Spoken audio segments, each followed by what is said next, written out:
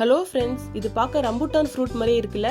ஆமாங்க, இது ரம்புட்டான் கொழக்கட்டை தான். இந்த ரம்புட்டான் கொழக்கட்டையை நான் பீட்ரூட் யூஸ் பண்ணி பண்ணியிருக்கேன். வாங்க நான் எப்படி செய்யறது உங்களுக்கு ஷேர் பண்ணுறேன். வீடியோக்குள்ளே போகலாம். ஃபர்ஸ்ட் ஒரு மிக்ஸி ஜாரில் பீட்ரூட் கட் பண்ணி எடுத்துக்கோங்க. நல்லா ஃபில்டர் பண்ணிவிட்டு ஒரு கடாயில் ஆட் பண்ணிக்கோங்க. நல்லா கொதிக்கட்டும்.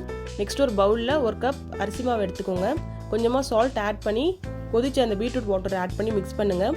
கொஞ்சம் கொஞ்சமாக வாட்டர் ஆட் பண்ணி மிக்ஸ் பண்ணுங்கள். பாருங்கள், கொழக்கட்டை பதத்துக்கு வந்துருச்சு. இதை நல்ல ஸ்டேஜ். இந்த ஸ்டேஜில் நம்ம ரெடி பண்ணி வச்சுக்கலாம். நெக்ஸ்ட் ஒரு கடாயில் ஒரு கரண்டி கீ ஆட் பண்ணிக்கோங்க. அதில் குட்டி குட்டியாக கட் பண்ணி வச்ச பாதாம் முந்திரி ஆட் பண்ணிக்கோங்க.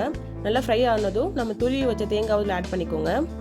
நெக்ஸ்ட்டு ஃப்ளேவருக்கு ஏலக்காய் ஆட் பண்ணிக்கோங்க. நல்லா மிக்ஸ் பண்ணுங்கள். 2 மினிட்ஸ்க்கு அப்புறம் சக்கரை ஆட் பண்ணிக்கோங்க. உங்களுக்கு பிடிச்ச நீங்கள் நாட்டு சக்கரை கூட அதை ஆட் பண்ணிக்கலாம். 2 மினிட்ஸ்க்கு அப்புறம் இதை ஒரு பவுலில் தண்ணி எடுத்து வச்சுக்கலாம். நெக்ஸ்ட் ஒரு பவுலில் பாஸ்மதி ரைஸ் எடுத்திருக்கேன். அதில் கொஞ்சமாக வாட்டர் ஆட் பண்ணிக்கோங்க. நெக்ஸ்ட் நம்ம கொழக்கட்டை ரெடி பண்ண ஸ்டார்ட் பண்ணலாம். நம்ம ரெடி பண்ணி வச்ச பீட்ரூட் மாவு கொஞ்சமாக எடுத்து ரவுண்டாக உருட்டிக்கோங்க. நடுவில் சென்டரில் நம்ம ரெடி பண்ணி வச்ச ஸ்டஃப் அதில் ஆட் பண்ணி உருண்டை பிடிச்சிக்கோங்க.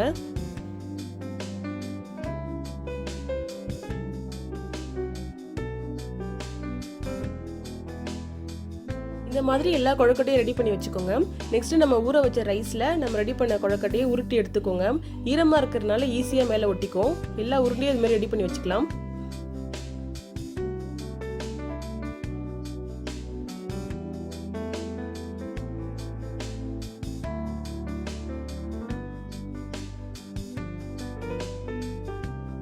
ரெடி பண்ண கொழக்கட்டையெல்லாம் இப்போ ஸ்டீம் பண்ணிக்கலாம். இட்லி பாத்திரத்தில் தண்ணி சூடானதோ நம்ம ரெடி பண்ணி வச்ச கொழக்கட்டையெல்லாம் ஒரு பீஸை உள்ள வச்சிருங்க.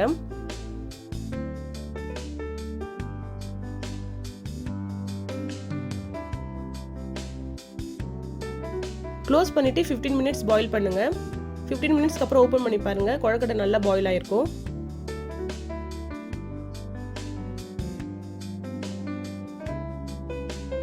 ரம்புட்டான் கொழக்கட்டை சூப்பரா பாயில் ஆயிடுச்சு. இப்போ தனியாக ஒரு பிளேட்ல எடுத்துக்கலாம். இது மாதிரி டிஃப்ரெண்ட்டாக பண்ணி கொடுங்க. உங்கள் வீட்டில் இருக்க குட்டீஸ்லாம் ரொம்ப விரும்பி சாப்பிடுவாங்க. இந்த டேஸ்டியான ரம்புட்டான் கொழக்கட்டை வீட்டில் ட்ரை பண்ணிவிட்டு எப்படி இருந்துச்சுன்னு கமெண்ட் பண்ணுங்கள். உங்களுக்கு பிடிச்சிருந்தா உங்கள் ஃப்ரெண்ட்ஸ்க்கும் ஷேர் பண்ணுங்கள். இது மாதிரி டிஃப்ரெண்ட்டான ரெசிபிக்கு என்னோட சேனலில் ஃபாலோ பண்ணுங்கள். தேங்க்யூ ஃபார் வாட்சிங். இன்னொரு வீடியோவில் பார்க்கலாம். Bye bye.